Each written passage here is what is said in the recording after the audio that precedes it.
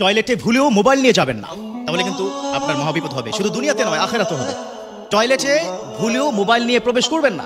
আপনারা অনেকেই বর্তমান সময় ফ্যাশন, মাশাআল্লাহ, মানে মোবাইলকে স্ত্রীর চাইতেও বেশি প্রাধান্য দিচ্ছেন, ঠিক কিনা? বিশেষ করে ইয়াং জেনারেশন। প্রয়োজনে জীবন দিয়ে ফেলবো, কিন্তু মোবাইল লাগবে আমার, আছে না নাই? সমাজে প্রবলেমটা কিন্তু আছে। মোবাইল বর্তমান সময় খুবই প্রয়োজনীয়। It's the most important part of your life. It's the most important device. আপনি ইউটিলাইজ করবেন, নো প্রবলেম। এটা নিয়ে I have no objection about this matter. But objection হচ্ছে এই মোবাইল ইউজ করার ক্ষেত্রে, কখন, কোথায়, কিভাবে আমরা ইউজ করব। বর্তমান সময় যুব সমাজ নষ্ট হচ্ছে একটা বড় জায়গায়, সেটা হচ্ছে মোবাইল ব্যবহারে, ঠিক কিনা? কথা তিক্ত বাট কথা বাস্তব। এখানে ইয়াং তোমরা কি যারা আছো যে মুচকি মুচকি হাসতেছে, হাসলে কাজ হবে না। এই মোবাইল তোমাকে ধীরে ধীরে জাহান্নাম পর্যন্ত কি নিয়ে যাচ্ছে। আলহামদুলিল্লাহ অনেক ভাইরা আছে যারা মোবাইল ভালো কাজে ব্যবহার করে, মাশাআল্লাহ। এই যে আমি কথা বলি, আমার কথাগুলো তারা শেয়ার করে দেয়। এই যে মোবাইলে শেয়ার করে দেওয়া, একটা ইসলামিক কন্টেন্ট শেয়ার করে দেওয়া, যে কি পরিমাণ সওয়াব কল্পনা করতে পারবা না। বিশ্বনবীর সময় কোন সুন্নাহকে তারা কিভাবে কি শেয়ার করতো? শেয়ার শব্দটা তো শিখছি মাত্র 15 বছর, তাই না? আরো কম, 10 বছরও হয়নি। শেয়ার, ভিডিও শেয়ার করা, হ্যাঁ, কন্টেন্ট শেয়ার করা। কিন্তু 1500 বছর পূর্বে বিশ্বনবীর সময় কিন্তু শেয়ার সিস্টেম ছিল। একজন সাহাবা যখনই শুনেছে বিশ্বনবী কোন একটা আমল দিয়েছে, সাথে সাথে অন্য সাহাবার কাছে শেয়ার করতেন, ঠিক না? হাদিসে আছে না? আর এখন তোমরা, আমি যেটা অনুরোধ করবো, মাঝে মধ্যে এই কথা কি বলে থাকি, যে কোনো ভালো একটা ইসলামিক কথা তোমার যদি পছন্দ হয়, সাথে সাথে শেয়ার করবা। কি কারণে? একটা মৌলিক কারণ, তোমার একটা শেয়ারের কারণে যদি 500 লোক ওই আমলটা করে, সমপরিমাণ আমল তোমার আমল নামে আল্লাহ পাক দিয়ে দিবে, সুবহানাল্লাহ। অতএব শেয়ার করবা। তো মোবাইল ভালো কাজেও ব্যবহার করা যায়।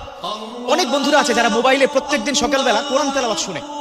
অনেকে আমাকে ফোনে বলে, হুজুর যদি কোরআন তেলাওয়াত দেখে পড়ি কি মোবাইলে সওয়াব হবে কিনা? আমি বলি 100% সওয়াব হবে।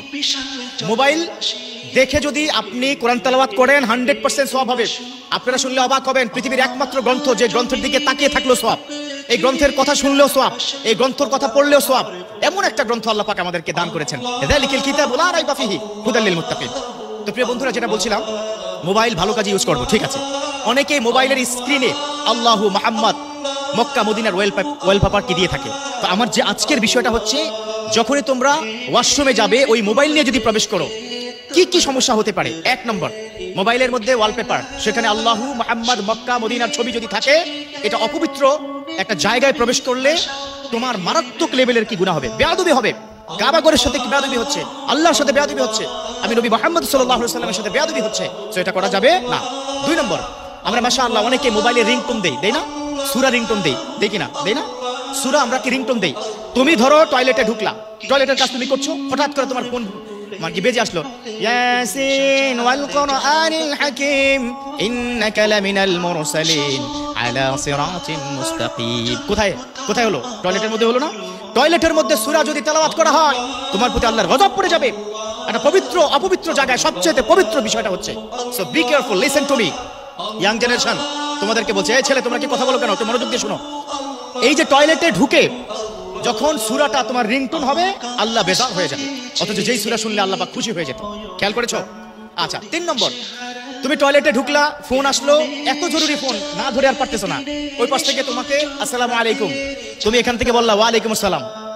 ওখান থেকে বললা আপনি কেমন আছেন? তুমি বললা আলহামদুলিল্লাহ ভালো আছে, আল্লাহর রহমতে খুব ভালো। এই যে আলহামদুলিল্লাহ সালাম আদান প্রদান টয়লেটে, এটা কি জায়েজ আছে? জায়েজ আছে বলুন? জায়েজ নেই। এই যে কাজগুলো আপনি করছেন খুবই ভালো। সালামের উত্তর দেওয়া ওয়াজিব। আলহামদুলিল্লাহ পড়লে গোটা বিশ্বের সব জায়গায় সওয়াবে পরিণত হয়ে যায়। এত ভালো কাজ। সূরার রিংটোন সওয়াব হবে আপনার। হ্যাঁ, ওয়ালপেপার আছে, আল্লাহর কথা বারবার ওয়ালপেপারের মধ্যে আপনি দেখছেন, ও ইয়াং বন্ধুরা, সওয়াব হবে। কিন্তু টয়লেটে ঢুকে এগুলো করা যাবে না। কারণ টয়লেটে ঢোকার পূর্বে বিশ্বনবী একটা দোয়া শিখিয়েছেন। দোয়া কি পারেন? পারো তোমরা? মাশাআল্লাহ অনেকে পারে। আল্লাহুম্মা ইন্নী আউযু বিকা মিনাল খুবুসি ওয়াল খাবাইস।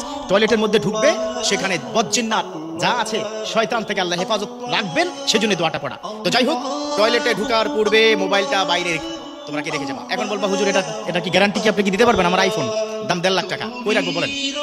কোথায় রাখবা? That is up to you. প্রয়োজনে বন্ধ করে কি ঢুকো, 10 মিনিটের জন্য কি ক্ষতি?